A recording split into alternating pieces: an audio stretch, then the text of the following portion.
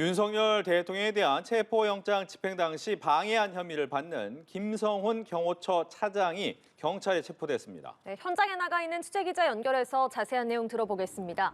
정호진 기자, 체포된 김 차장에 대한 조사가 진행 중인 거죠?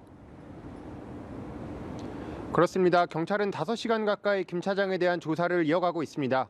김 차장은 오늘 오전 10시쯤 정장 차림에 마스크를 착용한 채 경찰에 출석했습니다.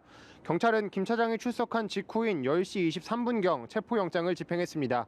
김 차장은 이후 남대문 경찰서 유치장으로 이송될 예정이며 경찰은 구속영장 신청을 검토 중입니다.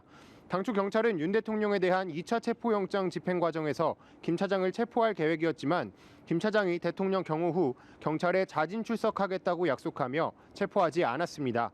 경호처 내 강경파로 분류되는 김 차장은 무력을 쓰더라도 체포영장 집행을 저지해야 한다는 입장을 보인 인물입니다.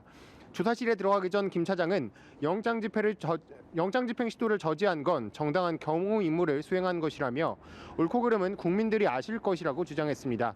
무기 사용을 지시했느냐는 질문엔 평시 휴대하는 장비만 챙겼을 뿐 제지를 위해 추가 무기 사용을 지시하진 않았다고 답했습니다.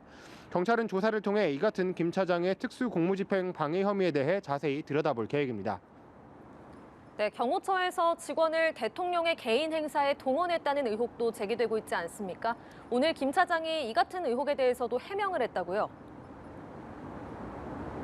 그렇습니다. 야당과 일부 언론을 통해서 이 경호처 창립 60주년 행사에서 윤 대통령의 생일 파티를 진행하고 여기에 경호처 직원을 사적 동원했다는 주장이 나왔습니다.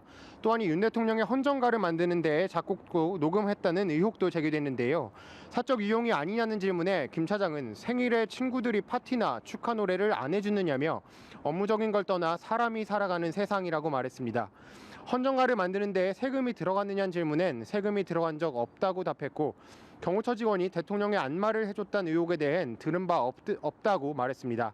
경찰은 이 같은 직권남용 의혹에 대해서도 함께 조사할 계획이라고 전했습니다. 경찰은 김 차장과 같은 혐의로 체포영장이 발부된 이광우 경호본부장은 내일, 김신 가족부장은 20일까지 소환해 조사할 예정입니다. 지금까지 경찰청 국가수사본부 앞에서 연합뉴스TV 정호진입니다.